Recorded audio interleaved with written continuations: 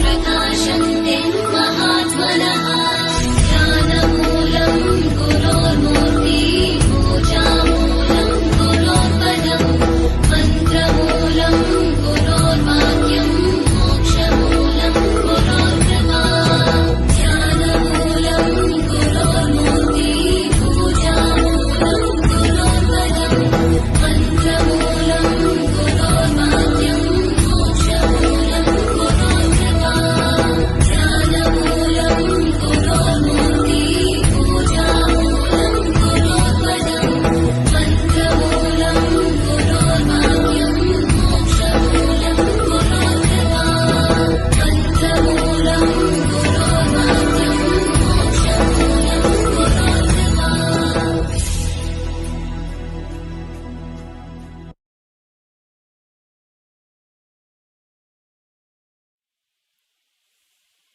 अब आप सभी बच्चों के सामने मैं कथक नृत्य के सामान्य परिचय के बारे में बताना चाहूंगी, जिससे कि आपको कथक का सामान्य परिचय इस ऑनलाइन व्याख्यान माला के माध्यम से जानकारी प्राप्त हो सके। भारत के 8 शास्त्रीय नृत्यों में से सबसे पुराना कथक नृत्य है।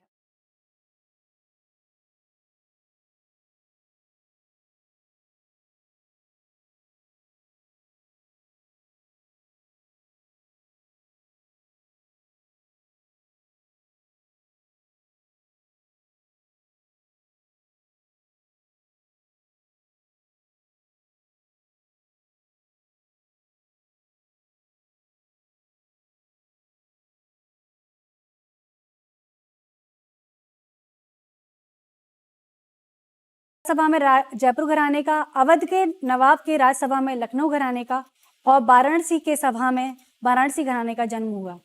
और अपनी कुछ प्रमुख रचनाओं के बारे के प्रचलन के बारे में, जैसे कि मैंने बताया, रायगढ़ घराना भी वर्तमान में प्रचलन में आ गया है। तो ऐसे वर्तमान में कथक के 4 घराने हैं, लेकिन प्रमुख 3 घराने हैं।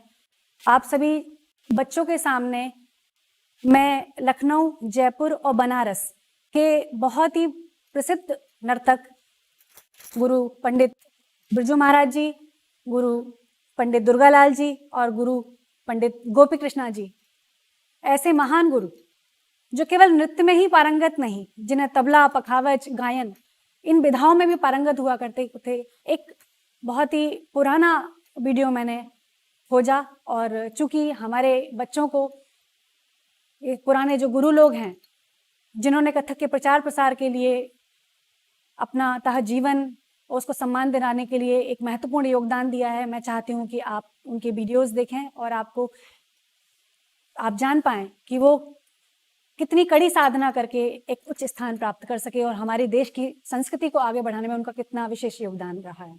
देखिए और आनंद लीजिए इस वीडियो का।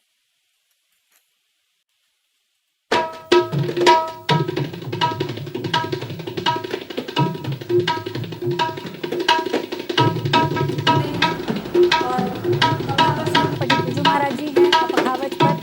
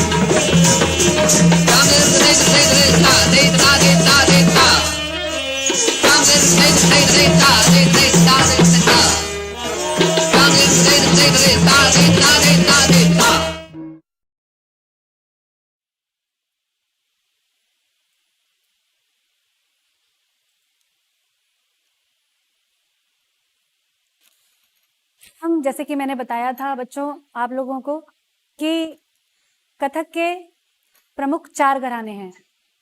तो पहले मैं आपको लखनऊ घराने के बारे में बताऊंगी। कथक नृत्य का लखनऊ घराना बाजिद अली शाह के शासनकाल में विकसित हुआ। इसमें आमद, सलामी जैसे फारसी नाम यहीं से प्रारंभ हुए थे। बाजिद अली शाह के दरबार में नृत्य तथा संगीत का दूसरा जीवन प्राप्त हुआ था। कथक ने दरबारी विलासिता को जीते हुए भी आध्यात्मिक भाव को भी नहीं भुला पाए एवं अपनी पवित्रता को खत्म नहीं होने दिया। ऐतिहासिक तथ्यों के अनुसार लखनऊ घराने के प्रवर्तक ईश्वरी प्रसाद जी हैं। एक किंवदंती के अनुसार भगवान कृष्ण ने उन्हें कथक का पुनरुद्धार करने के लिए स्वप्न आया कि आप एक भागवत बनाने का आदेश दिया। इनके वंश परंपरा में ठाकुर प्रसाद जी का नाम स्मरणीय है, जिन्होंने कई विशिष्ट रचनाएं की एवं कथक नटवरी नृत्य का नामांकन किया। यह लखनऊ घराने की प्रारंभिक अवस्था का दौर कहा जा सकता है। बिंदादीन महाराज लखनऊ घराने के एक ऐसे प्रवर्तक गुरु हुए, इन्होंने करीब 1500 ठुमरियों की रचना की और आज वर्तमान में भी कई कथक के युवा कलाकार और गुरु लोग हैं जो कि बिंदादीन द्वारा रचित रचना जो ठुमरियां हैं उस पर अभिनय की प्रस्तुति अपने कार्यक्रम की प्रस्तुतियों में करते हैं। पंडित बिरजू महाराज जी ने बोलों की रचना के साथ साथ होली, दिवाली, ऋतु प्रसंग आदि अनेक विशिष्ट प्रसंगों के हर्षोल्लास तथा त्योहारों से संबंधित वातावरण को कथक के समूह से रेखांकित किया। इस शैली के विशिष्ट गुरुओं द्वारा निर्धारित सृजन की किसी एक दिशा ने भी दशों दिशाओं के द्वार खोल दिए हैं। यही वजह है कि आज भी नित्य जीवन नवीन कल्पनाएं इस शैली में जुड़ती चली आ रही हैं। अवध के नवाब वाजिद अली शाह के शासनकाल में लखनऊ घराने को काफी प्रोत्साहन मिला। लखनऊ घराने की विशेषताएं निम्नलिखित हैं। लखनऊ घराने का कथक नृत्य शैली का प्रमुख घराना है। इसमें प्रायः छोटे छोटे टुकड़े नाचे जाते हैं। टुकड़ों में अंगों को खूबसूरती के साथ बनावट पर विशेष ध्यान दिया जाता है। पैरों की निकासी पर भी ध्यान देते हैं। इस घराने में नृत्य के बोलों के अतिरिक्त पखावज की परनों और गायन के बोलों पर भी नाचे जाते हैं। इस घराने में कवित्व नाचने का प्रचार कम है। इस घराने में धाता का थुंगा, किटतक थुंगतन नाते तिट जैसे बोलों पर भी नृत्य प्रदर्शन आज के नर्तक और पूर्वज करते आ रहे हैं। तत्कार के पलटों में ताथी ततथी के अनेक प्रकार के बोल नाचे जाते हैं।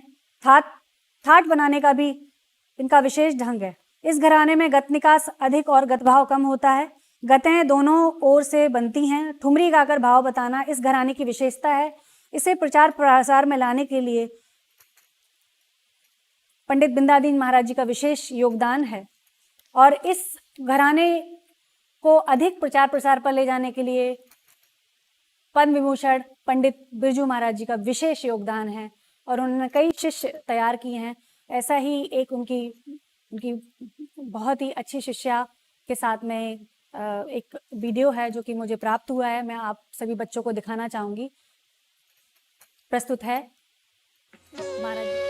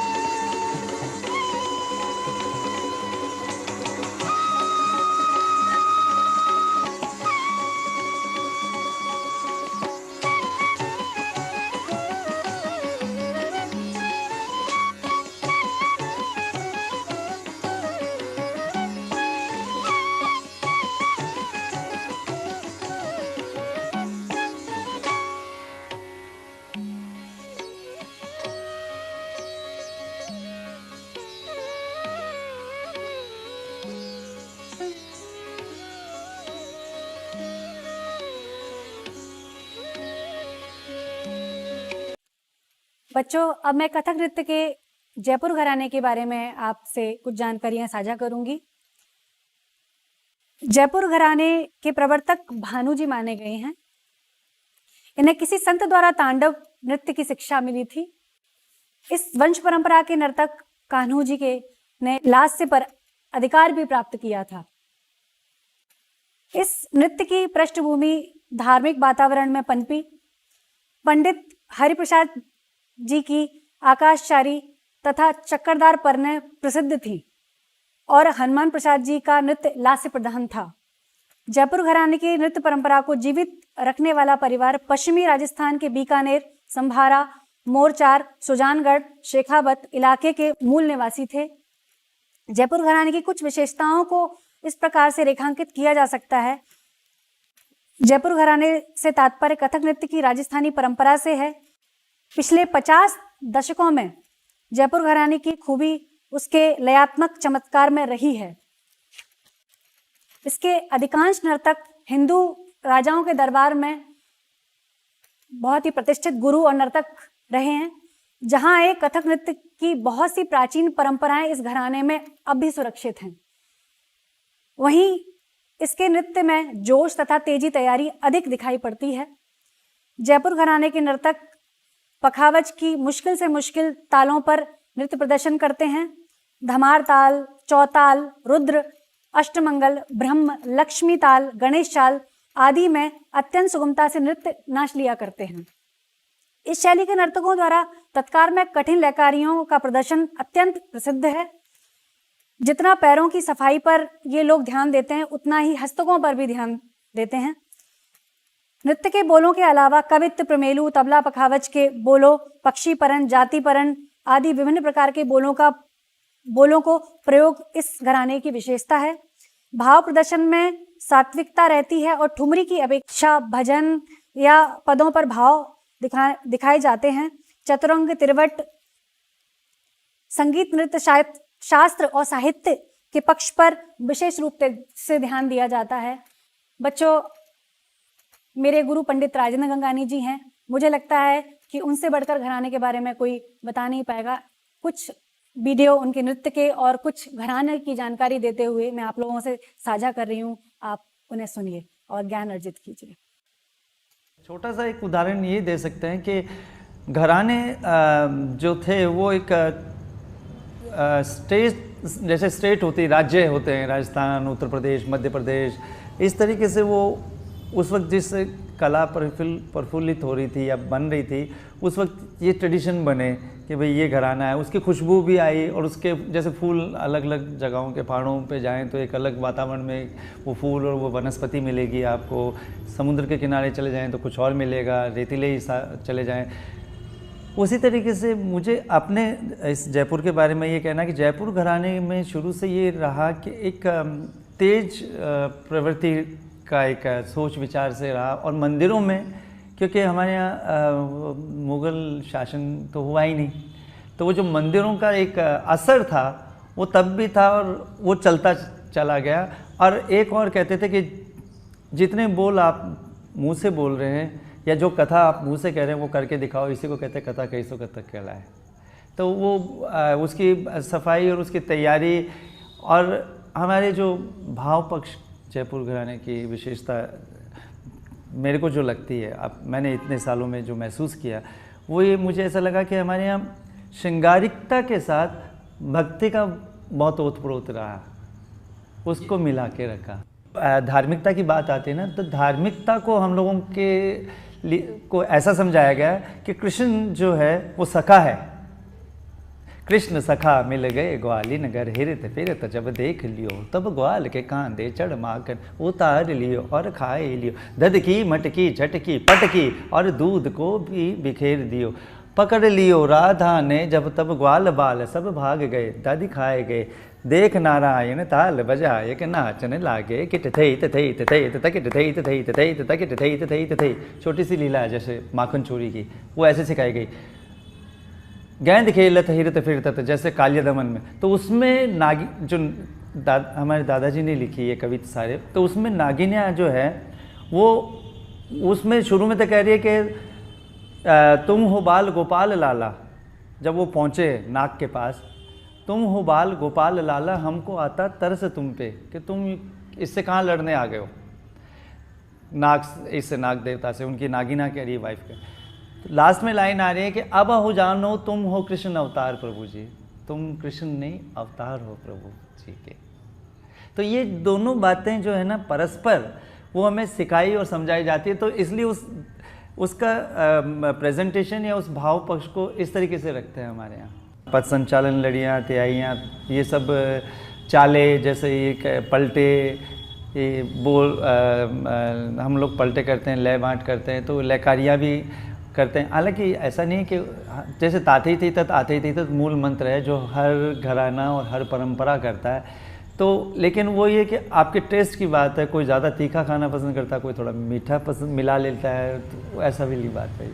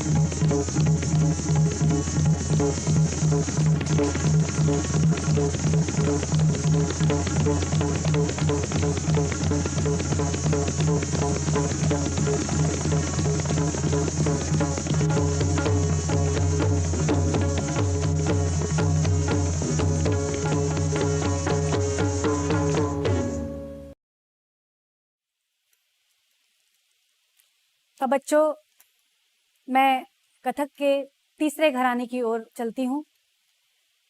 कथक नृत्य का बनारस घराना। इस घराने के प्रचार प्रसार के लिए विदुषी सितारा देवी जी का बहुत बड़ा योगदान रहा है। इन्होंने फिल्मों में भी कथक नृत्य को प्रस्तुत किया और बनारस घराने के कथक नृत्य को प्रचार प्रसार के लिए और महिलाओं को आगे लाने के लिए इनका विशेष योगदान रहा है। बनारस घराने के संस्थापक जानकी प्रसाद जी हैं। वस्तुतः राजस्थान का श्यामलाल दास घराना जिन 5 शाखाओं में विभक्त हो गया था, उसमें जयपुर घराना और जानकी प्रसाद जी का घराना सबसे अधिक प्रसिद्धि पा सका। जानकी प्रसाद जी के शिष्य एवं भाई गणेश जी लाल के पुत्र सुखदेव महाराज जी ने भी काफी ख्याति अर्जित की। उन्होंने सितारा देवी, पुत्री गोपी कृष्ण नाती और कृष्ण कुमार जैसे श्रेष्ठ नर्तक तैयार किए, जिनके कारण बनारस घराने का अस्तित्व आज भी कायम है। बनारस घराने के महाराज कृष्ण कुमार कथक के अद्वितीय कलाकार थे। भाव, लय, ताल, सौंदर्य, नेत्र, भ्रुकुटी, हस्तक, वक्षों और पैरों से एक से बढ़कर एक प्रयोग इनके नृत्य में रहते थे। इस घराने की विशेषताएं निम्नलिखित हैं। शुद्ध नृत्य के बोल सात्विक भाव और तत्कार पर भी आधारित है। नृत्य के बोलों की पैरों से निकासी पर विशेष ध्यान दिया जाता है। तिगदा दिगदिग में अन्य घराने के लोग 4 या 5 पैर लगाते हैं, यहाँ 6 पैरों का इस्तेमाल किया जाता है। इस घराने में पैर के साथ एड़ी का प्रयोग अधिक होता है। जतों का निकास कम है, तोड़े टुकड़ों की संख्या कम है, परंतु उनका सही ढंग से मुद्रा सहित अंग एवं पैरों से निकासी कठिन है। नृत्य की सही चक्करदार परिणय गतें इस घराने में दिखाई जाती हैं। भाव की शुद्धता पर बहुत ख्याल रखा जाता है। इस घराने में नायिका, नायक, रस भाव एवं भजन ठुमरी का प्रचलन है। इस घराने के प्रचार प्रसार के लिए विदुषी सितारा देवी जी का विशेष योगदान है। मैं बच्चों आपके समक्ष विदुषी सितारा देवी जी की एक वीडियो शेयर कर रही हूँ। कृपया आप वीडियो देखें और जान पाएं कि किस प्रकार से बनारस घराना के नर्तक प्रस्तुतिकरण किया करते थे।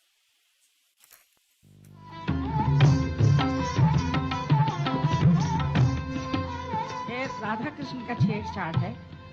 वाजिद अली शाह हमेशा कृष्ण बन के नाचते थे। तो ये बंदिश देखिए।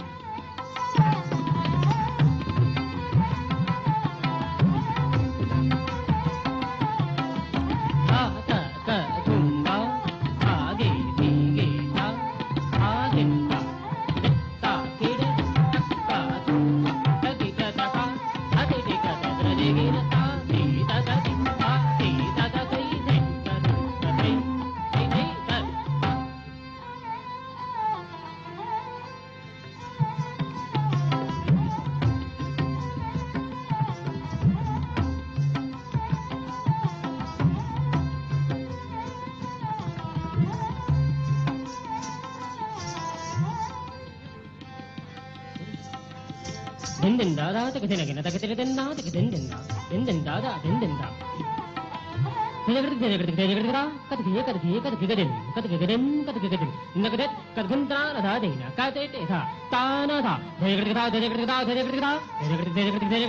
चक्रदार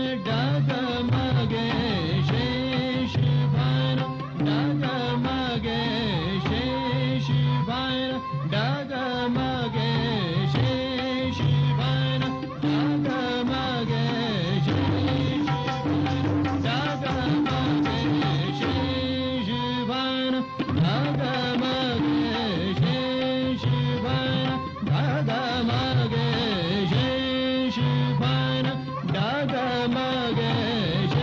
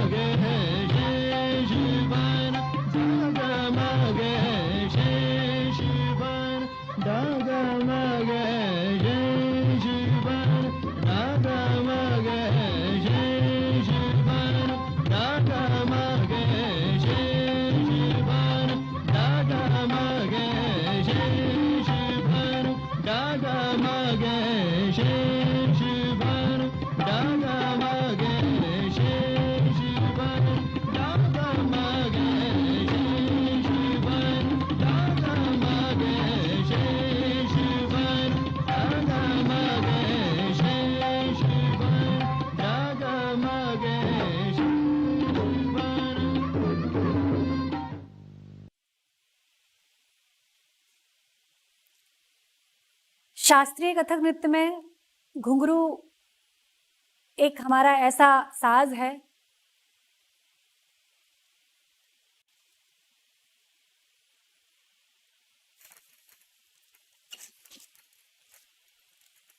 माफी चाहूंगी। कथक के चौथे घराने के बारे में बच्चों आपसे जानकारी साझा करूंगी, जो कि रायगढ़ घराना है। इस घराने में वर्तमान शताब्दी के आरंभिक चरण में कथक को समृद्ध किया है। राजा चक्रधर महाराज स्वयं भी नर्तक थे तथा कलाकारों को भी उन्होंने प्रश्रय दिया। रायगढ़ शैली में जयपुर अंग अधिक है। चक्रधर महाराज की ठुमरियों में राधा कृष्ण के श्रृंगार प्रधान चित्रण ही प्रमुख है। तत्कार द्वारा क्लिष्ट लयकारियों का प्रदर्शन भी इस शैली की विशेषता रही है। पंडित बर्मन लाल फिर इत्यादि अनेक प्रमुख नर्तकों में से रहे हैं। इस शैली में आमद, सलामी शब्दों की जगह हिंदी और संस्कृत के शब्दों का प्रयोग किया गया। यहाँ बोलों को शाब्दिक ध्वनि का किसी विशिष्ट भाव का चित्र में आभास लिए संयोजन किया गया, जैसे कड़क बिजली परन, तड़ित तड़तड़, दलबादल परन इत्यादि। इस घराने के मैंने जो वरिष्ठ गुरुजन हैं, मैंने काफ़ी सर्च किया, मुझे वीडियो तो उपलब्ध नहीं हो पाई है, लेकिन यह घराना वर्तमान में अपनी प्रसिद्ध बंदिशों के कारण काफ़ी प्रचलित में है। और इस घराने को स्टैब्लिश करने में लखनऊ घराने के अच्छन महाराज जी और जयपुर घराने के जयलाल गुरुजी, इनका विशेष योगदान रहा है रायगढ़ घराने को बनाने में। और राजा चक्रधर जी ने स्वयं रायगढ़ के दरबार में इन दोनों गुरुओं को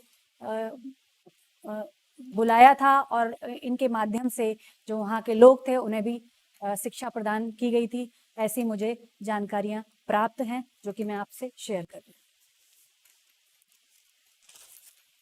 कथक नृत्य में घुंघरू जो है बहुत ही हमारा महत्वपूर्ण साज है। बिना घुंघरू के नर्तक जो है अपनी नृत्य की प्रस्तुति जो करता है वह जैसे तबला हमारा एक विशेष संगत का अंग है, ऐसे ही घुंघरू। जब हम फुटवर्क करते हैं या कोई बोल नाचते हैं तो घुंघरू की ध्वनि से उसे स्पष्ट दर्शाया जाता है। तो घुंघरू किस प्रकार से होने चाहिए बच्चों, मैं आपको ये जानकारी दूंगी। भारतीय शास्त्रीय नृत्यों में घुंघरू का विशेष महत्व है। नर्तक के पैरों में बंधे यह पदाघातों को ताल एवं लयश्रित करने में मदद करते हैं। भारतीय संगीत में प्रयोग किए जाने वाले विभिन्न वाद्य यंत्रों के सूची में भी इसे डाला जा सकता है। घुंघरू एक तरह का घन वाद्य है जो कि आघात पर बजते हैं। घुंघरू की विशेषता है कि यह केवल नृत्य के साथ ही प्रयोग में होते हैं। कथक नृत्य में घुंघरू अति आवश्यक है। नृत्य के बोलों को सही तरीके से पैरों से निकालने में घुंघरू उपयोगी है। अभिनय दर्पण में घुंघरुओं के चुनाव एवं प्रयोग के बारे में स्पष्टीकरण दिया गया है और स्पष्ट जानकारी दी गई है कि घुंघरू किस प्रकार से होना चाहिए। एक नर्तक को घुंघरुओं के बारे में कुछ विशेष बातों का ध्यान रखना चाहिए। घुंघरू गोल आकार की घंटी है जिन्हें पीतल के सांचे में डालकर बनाया जाता है। इसमें एक छिद्र छोड़ा जाता है जिसमें बजने के लिए लोहे की छोटे छेद वाली गोलियां डाली जाती हैं। अभिनय दर्पण के अनुसार घुंघरू कांसे के होने चाहिए और आजकल पीतल के ज़्यादा प्रयोग में होते हैं। घुंघरू ना तो बहुत बड़े और ना ही बहुत छोटे होने चाहिए। घुंघरू की ध्वनि एक समान होनी चाहिए। अगर यह एक समान नहीं है तो यह नृत्य के बोलों की बारीकियों को उचित तरीके से प्रदर्शित नहीं कर सकते हैं। घुंघरू नीले रंग के डोरी में पिरोकर या कॉटन के डोरी में पिरोकर बनाई जाती हैं। घुंघरुओं को एक एक अंगुल की दूरी में रखकर गांठ बांधते हुए बनाना चाहिए। आजकल हम घुंघरुओं को जैसे चोटी गुत्ती है उस तरीके से भी हम बनाते हैं। इससे सर्वश्रेष्ठ घुंघरू से ध्वनि सुनाई देती है। या हम जो अपने पैरों से कोई बोल नाचते हैं, तिहाइयाँ नाचते हैं, पलटे नाचते हैं, तो वह निकास जो है बहुत स्पष्ट जो है दर्शकों को सुनाई देता है।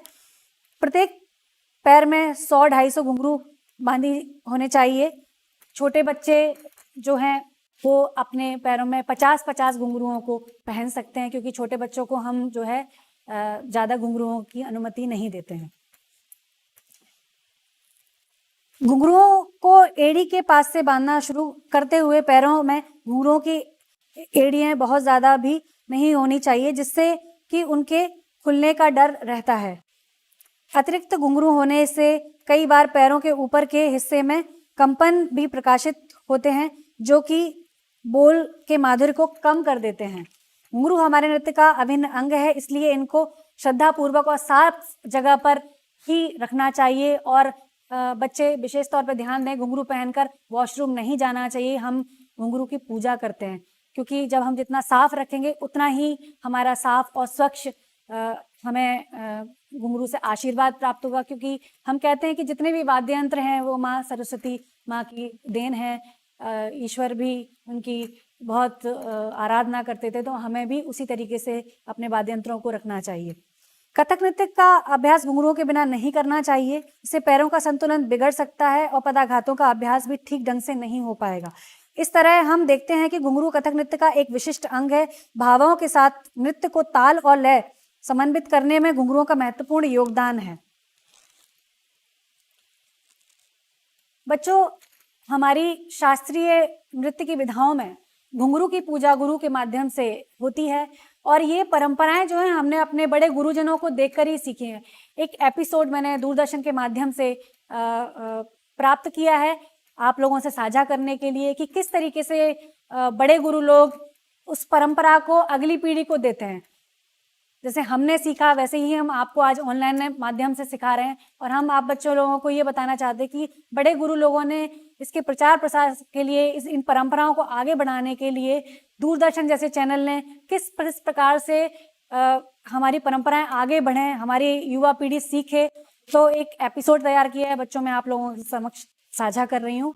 पंडित बिरजू महाराज जी का ये एक एपिसोड है घुंघरू पूजा, जिसमें वो जो है कथक की बारीकियों के बारे में भी बता रहे हैं। घुंघरू पूजा कैसे की जाती है, कैसे ये परंपरागत शैली चलती है। प्रस्तुत है ये वीडियो महाराज जी का।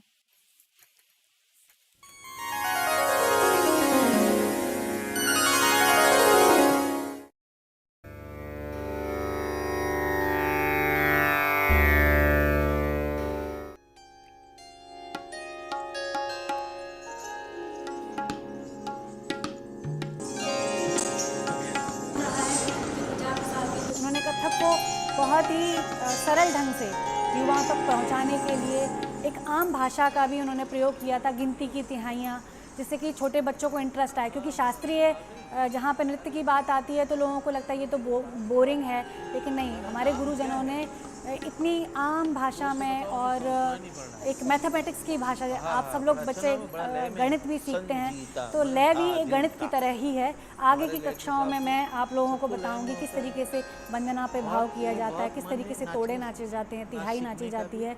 इन सभी के बारे में मैं आपको प्रैक्टिकली सिखाऊंगी अगले एपिसोड में। मैं अपने आज मैंने ये विभिन्न घरानों की जानकारी और कथक का ये सामान्य परिचय आपके समक्ष इसलिए प्रस्तुत किया कि आप जान पाएँ कि घराने 4 होते हैं, कि घराने क्यों होते हैं, घरानों में क्या अंतर होता है, और हर घराने की बहुत खूबसूरत हैं सारे घराने। और इन घरानों के लिए हमारे ही देश के जितने भी वरिष्ठ गुरुजन रहे हैं उनका कितना बड़ा योगदान रहा है। उन्होंने गांव-गांव जा के हमारी इस शास्त्रीय कथक नृत्य के प्रचार प्रसार के लिए बहुत बड़े बड़े योगदान दिए हैं। फिल्मों में भी, दूरदर्शन के माध्यम से, जिससे कि आज सरकार जो है विश्वविद्यालय में, स्कूलों में एक विषय के तौर पर इस नृत्य विधा को चला रही है और हमारे युवाओं की पीढ़ी तक पहुंचा रही है।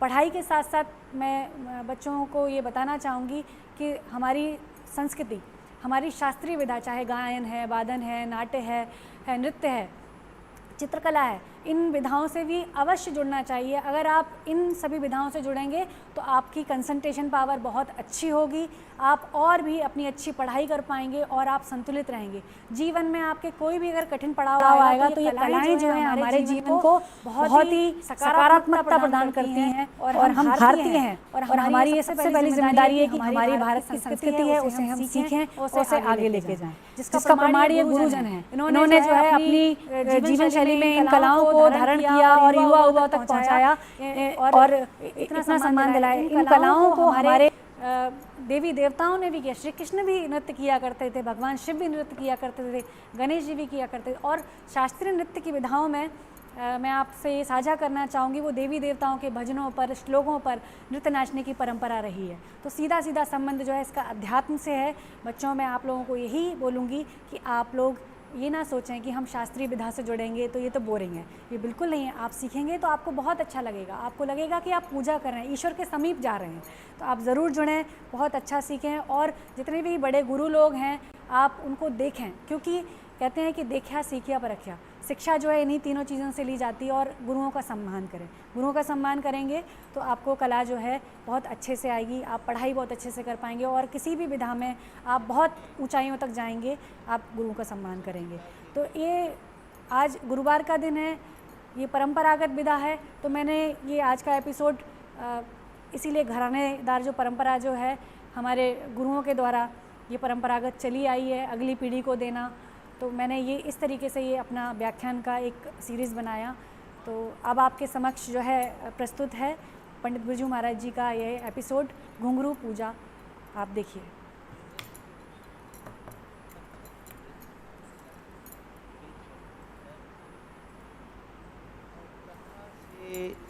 ये इसकी विकास हुआ, इसका जो विकास हुआ है वो कथा से ही हुआ है, क्योंकि कृष्ण कथाओं से पहले हम लोग जो लीला करते हैं यानी गत भाव, वो बाद में हम बताएंगे। उसके अंदर कृष्ण के अलग अलग चरित्र हैं, उनके रूप का वर्णन है, जैसे गोवर्धन लीला, होली लीला, कालिया दमन, माखन लीला, अनेकों चर्चाएं हैं। सो तो आप जब खूब सीख लेंगे तब फिर आपको पता लगेगा कि क्या क्या है। बाकी ये एक ताल के साथ हम लोग, तत्कार तो आपको आती होगी, सीखा है ना ठीक से। तो तत्कार जो है प्रथम चरण है हमारे कथक का, जिसमें श्रद्धा से हाथ दोनों बांधकर और दाहिने पैर से शुरुआत होती है, ता, फिर थेई, फिर थेई, तत्, अ, थेई, थेई, तत्। ये बिल्कुल महामंत्र है कथक का, जो जपते जपते जपते रियाज करते करते करते एक समय ऐसा आ जाता है कि उसके अंदर से ध्वनि प्रकट होती है,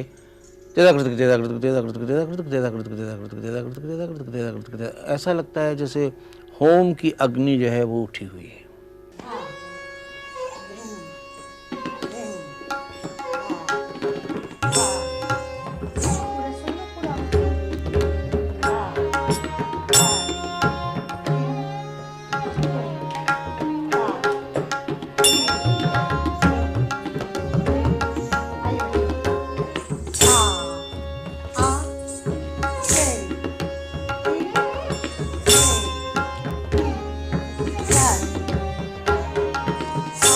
मुस्कुराना ना भूलना, मुस्कुराना तो चाहिए, डांस है, नृत्य है।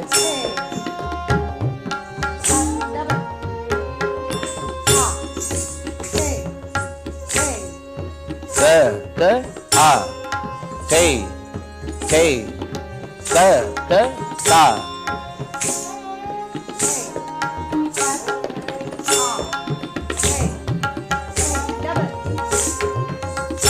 थे थे तत् आ थे थे तत् ता थे थे तत् आ थे तत् ता थे थे तत् आ थे थे तत् ता थे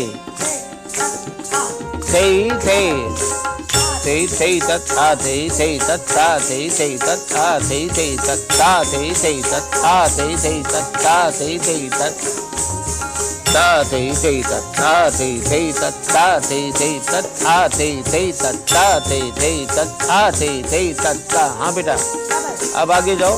तादे दी ता आदे दी ता तादे दी ता आदे दी ता तादे दी ता आदे दी ता तादे दी ता तादे दी ता तादे दी ता आदे दी ता तादे दी ता तादे दी ता तादे दी ता तादे दी ता।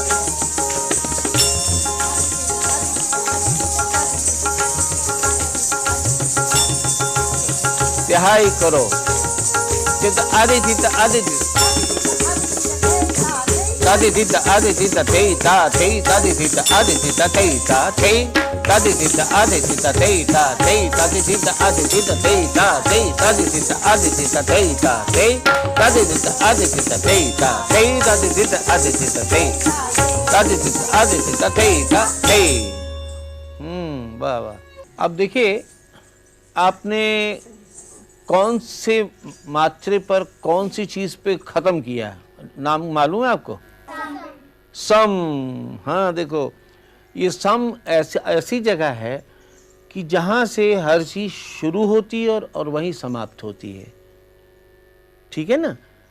जन्म और मरण ये दोनों ही सम है, स्टार्ट और एंड, सम चलता है। सम से चलते जाते जाते जाते कई हिस्सों को पार करता हुआ लय 5वें, 8वें, 9वें, 10वीं, 11वीं, 12वीं, 14वीं, इतने बड़े सफर को पार करता हुआ कहाँ पहुँचता है?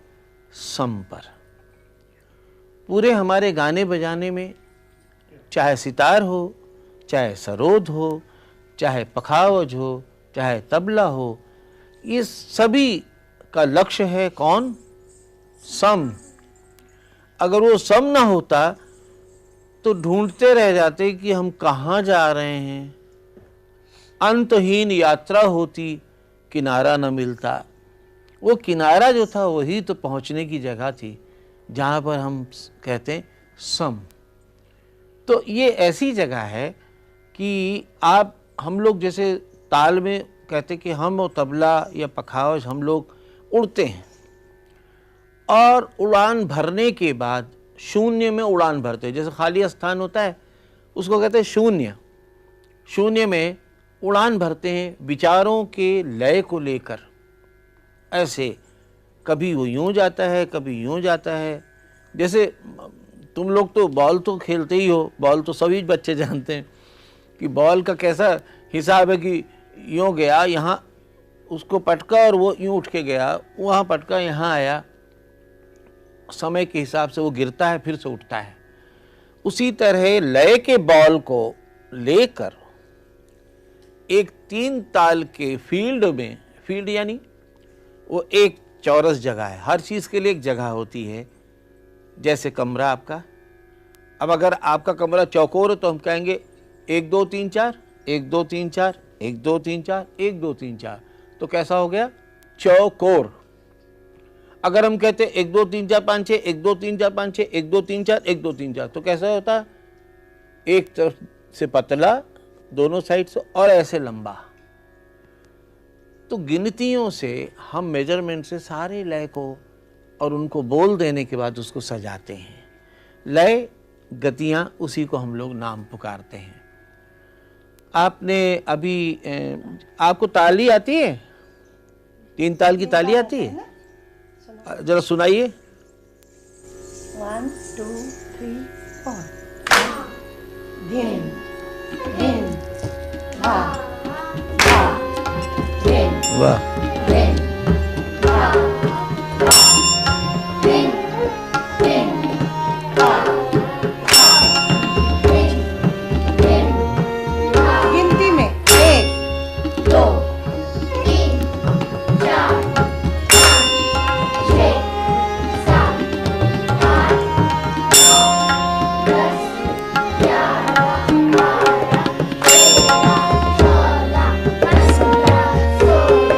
हाँ, बहुत बढ़िया। अब आप देखिए कि आप 16 मात्रे के अंदर आपका दिमाग संतुलन बना रहा कि हम डगमगाएं नहीं और सीधे 16 तक जाएं और 16 से वापस हम फिर से 1 पर आएं। तो इसका मतलब हुआ जो योगा होता है, जिसमें हम कहते हैं ध्यान करो, योगा जो है वो यही तो है। अगर आपने 4 आवर्तन ध्यान से धा धिन धिन धा, अगर बराबर की दूरी पे आपने इसको 4 आवर्तन गिन लिया तो आपका ध्यान एक जगह हो गया। तो लय और संतुलन, अगर वो चीज आ गई, वही तो ध्यान है, वही तो ईश्वर है। उस कोई ईश्वर अलग से नाम नहीं लेने की जरूरत। अगर आप ता थे तत् आ थे तत् भी जाप कर रहे हैं तो वो ईश्वर का ही जाप है। हम लोग ये तो जाप नहीं करते, उसने उसको दे दिया, उसने उससे छीन लिया, उसको दे दिया, उसने बहुत खाया, बड़ा मजा आया, ये सब नहीं है। ता थे तत् कौन है? जो जिसका स्वरूप वैसे नहीं है और हर सर्वव्यापी हरदम है, जो सड़ता नहीं, गलता नहीं। चाहे आप फ्रिज में अभी कोई चीज भी रख दीजिए, 4 दिन के बाद सड़ जाती है। लेकिन जिस वक्त हमारे बाबा ने कहा कि कृत थुन थुन नादि टिता धधिंदा कर धधिंदा का चिट धधिंदा का चिट धधिंदा कर धे धधिंदा का चिट दा तोन तदा का चिट दा तोन तदा का चिट दा तोन तदा। ये महाराज बिंदादीन जी से पहले हमारे पर बाबा के, न सड़ा न गला न कुछ, आज भी वैसे ही ताज़ा है। उसी तरह हम नाच रहे हैं और कोशिश में लगे कि कृतक नाच टिता कितने ढंग से हो सकता है। तो बच्चों, लंबी तपस्या है, कि छोटी तपस्या नहीं है कि हम खाली 2 मात्रे में हिल लिए ढीक ढीक ढीक ढीक ढीक, ऐसा वाला नहीं है। इसमें संतुलन बनता है, इसमें ध्यान करना पड़ता है, तब जाके साधना होती है। और जब साधना हो जाती तो आनंद, खुशी, और दूसरों को भी हम आनंद दे सकते हैं। तो ये थोड़ी सी लय के बारे में हमने तुम्हें बात करी। और हर चीज़ के लिए आप सम पर आए। अब आप देखिए कि दुनिया में अगर एयरपोर्ट ना हो और प्लेन उड़ गया और एयरपोर्ट गायब हो जाए तो वो उतरेगा कहाँ? इसके मतलब वो हुआ ज़मीन, वो लैंड करने की जगह हुई। उसी तरह हमारे कमाल भाई, गुल्लू भाई और वो लोग लहरा रख रहे हैं। लहरा यानी नगमा, उसको नगमा भी कहते हैं, लहरा भी कहते हैं। अब हम लोग तो उड़ान भर लेते हैं, जैसे तबले में और पखावज में और मैं, लेकिन उनका धर्म है, उनका ड्यूटी है कि वो ता ना ना ता ना दा डा डा डा डा रा ता रा ना ना ना। अब उन्होंने उस वाले हिस्से को पूरी तरीके से पकड़ रखा है कि हम लोग जब भी उड़ेंगे फिर देखते रहेंगे कि हाँ जी अब नगमे का सम आ रहा है तो वहाँ पर आ गया। अगर वो ज़रा सा डगमगा दें तो हम लोग भी सोचने लगेंगे कि हम कहाँ गए। तो नगमे का हिस्सा बहुत ज़रूरी है, यानी मेलोडी जो है, ठीक है ना। अलग अलग रागों में, अलग अलग तालों में बहुत कुछ है। तो लिहाजा लय जरा सम पकड़ो, हम लहरा बजवाते हैं, ठीक है ना। और दूसरा एक चीज़ और बता दें, खाली जिसको कहते हैं, अगर सब भरी होती, अगर सब भरी होती दा दिन दिन दा धा दिन दिन दा दा दिन दिन दा दा दिन दिन दा, तो आप पहचानते नहीं कि हमें आना कहाँ है, क्योंकि सभी धा दिन दिन दा है। इसलिए ख़ास करके बुज़ुर्गों ने, बड़ों ने खाली बनाया है कि धा धिन धिन धा धा धिन धिन धा धा तिन तिन ता ता धिन धिन धा धा। तो खाली कौन हुआ? संकेत देने वाला कि हम अपने लक्ष्य पर पहुंच रहे हैं। अब तुम सम पकड़ के दिखाओ।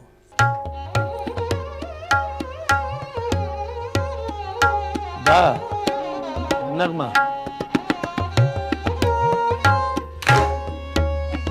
ये सभी वीडियो, मेरा लक्ष्य यही था, ये सभी वीडियो मैंने आपके समक्ष इसलिए प्रस्तुत किए कि आप जान पाएं कि कथक जो केवल आप नाम मात्र सुनते हैं, इस कथक के प्रचार प्रसार के लिए ये जितने भी अलग अलग घरानों के मैंने गुरुजनों के नृत्य प्रदर्शन या जो कुछ इंटरव्यू के माध्यम से जानकारियां दे रहे हैं या कुछ मैंने भी रिसर्च के माध्यम से आपको जो जानकारी दी, या मैंने भी इन सभी गुरुजनों को देखा है और इनसे जो भी कुछ मैंने देखकर सीखकर सीखा वो मैंने आपके समक्ष प्रयास किया, आपसे बांटने की कोशिश की। और अगले एपिसोड में मैं आपको कथक की और अन्य जानकारियों के बारे में बताऊंगी। जैसा कि पीछे मैं देख रही थी कमेंट बॉक्स में, किसी हमारे कोई सर हैं, उन्होंने बोला कि राजाओं की तस्वीरें भी शेयर करें। सर, अवश्य आगे के एपिसोड्स में राजाओं के दरबार में, राजस्थान के राजाओं के दरबार में कलाकारों को कितना सम्मान मिला करता था, वो बाकायदा उनको सैलरी देकर उन कलाकारों को रखते थे और वहाँ पे बहुत अच्छा एक वातावरण हुआ करता था। मैं अवश्य आप सभी लोगों के बीच में शेयर करूँगी और मैं अब यहाँ ही पे आप सभी लोगों से विदा लूँगी। और ऑनलाइन जितने भी हमारे दर्शक छात्रगण जुड़े हैं, मैं आप सभी लोगों से यही अनुरोध करूंगी, अगर कुछ भी आपको जानकारी प्राप्त करनी हो तो नीचे कमेंट बॉक्स में आप मुझे ज़रूर लिखें। मैं कोशिश करूंगी कि आपको उसके उत्तर दे पाऊँ। और आगे के एपिसोड्स में भी मेरी कोशिश रहेगी कथक की जो महत्वपूर्ण जानकारियां हैं वो हमारे छात्रों के बीच में एक अच्छे तरीके से पहुँचें और हमारे छात्र जो है अच्छा सीखें और अच्छा करें। इसी के साथ मैं विदा लूँगी। बहुत बहुत धन्यवाद। नमस्कार।